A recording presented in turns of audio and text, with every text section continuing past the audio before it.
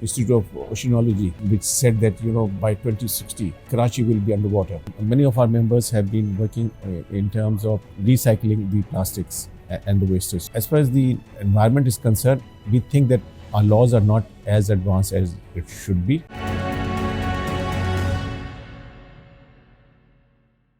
Hello everyone. Today we are here with a very special installment of Front Seat to Climate Change.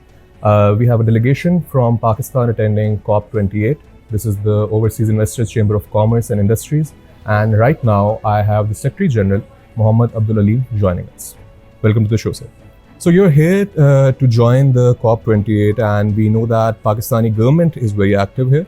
Private sector not so much. We have had a few representations here and there, but we still don't know within what the industry or trade or corporate sector within Pakistan is doing to decarbonize, and a lot of it is usually driven by regulation. And we know that international regulation, particularly in the European Union, is becoming more stringent for exporters. So I think that would be the starting point of this conversation, that what are Pakistani businesses doing, particularly to prepare for this, to remain competitive internationally. And do you think that our local regulations are sort of enforcing enough laws or regulations on them to make sure that they become more compliant? Thank you very much for giving me the opportunity to take this question. Basically, international regulations have been gradually being tightened up, subject to the knowledge that has been shared on the impact of the climate change. So your question as to what the private sector has been doing, there are two segments of it. One is the export segment, which directly gets these guidelines from their importers in third world in developed countries. So they've been at it on an individual basis, company-wide basis, and they have done a lot. I know, for example, some of the textile mills have done a lot of work in reducing their carbon emission and the exposure to carbon carbon exposure. So they've been doing a lot in terms of what the OICCI members have done. They have been working on three fronts. Basically, they've been trying to reduce their in terms of energy, they've been trying to promote green energy a lot. And I have many members who have moved gradually on solar and other forms of less harmful energy sources. And similarly, many of our members have been working in terms of recycling the plastics and the wastage. So a lot more has been done. So to come back to your question about regulation, I think Pakistan has not had such a stringent regulation as such, but being a part of the international community itself, that is the whole purpose, that we should try and improve our standards in Pakistan. So it is being done in Pakistan, but maybe not as extensively as people expect. But as far as speaking on behalf of the multinationals, I think these companies, our members, have done quite a good job on this, and they are still doing it. We, obviously we work very closely with the government, and one thing is making the law, the other thing is implementing the law. And we, as a chamber, we are working with all the authorities that whatever regulations they introduce, first of all, that those regulations have to be of the international standard, but at the same time it should have a reality check to our environment. But at the same time, we are also asking the authorities to implement it in a professional manner. However, as far as the environment is concerned, we think that our laws are not as advanced as it should be. And whatever they are not being implemented across the board. So I'm not speaking on behalf of multinationals only, I'm speaking on behalf, this is our observation, that a lot more can be done.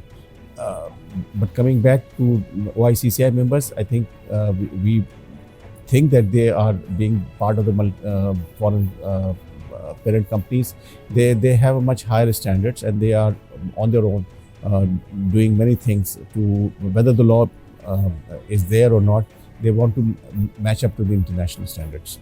So moving on, so we have a lot of examples within region. Pakistan, we have a big neighbor on our east, and then in the north we also have China, where the corporate sector, even though slightly owned by the government, is doing a lot in terms of capacity building of the local population, both human resource development, but also funding specific research into innovative technologies, clean technologies, also funding drives to clean up water, air pollution, those sort of things. They have startup funds which they direct to specific enterprises which are doing this sort of work. So in Pakistan's context, is similar work being done within OICCI or members of the OICCI which are contributing in these ways?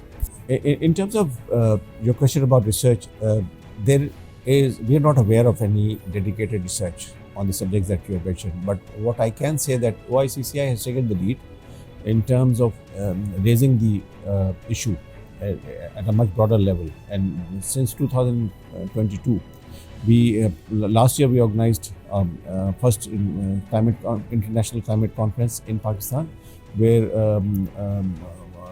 many international speakers, our members, they all raised this issue and participated in this. Similarly, this year in November, also on November 1st, we had a big international conference on climate change matters, and that is the whole purpose of these two conferences. Is basically that instead of complaining that nothing is being done in Pakistan of that international standard, we took the lead on behalf of the multinationals who are here and as a service to the country also, to raise this issue as to what is happening on plastic, what is happening on carbon emission, what is happening on in thinking through that how will the country be able to manage the negative impact of the climate change that is taking place. If you notice, for example, this year we have experienced the very unpredicted, heat in Karachi, for example, we have experienced which was never experienced in last 70 years, plus 70 years. So similarly, there are research which say there was a 2015 research by Institute of Oceanology, which said that by 2060 the Karachi will be underwater. If those sort of research can be taken on face value, then obviously we have to work fast and do something. So we are raising this issue, but I agree with you that there is an opportunity for some sort of a dedicated research, but not to our knowledge that any institution has taken that initiative. But can be done. But I think at this stage we are focusing more on spreading the significance of this issue to the much larger audience.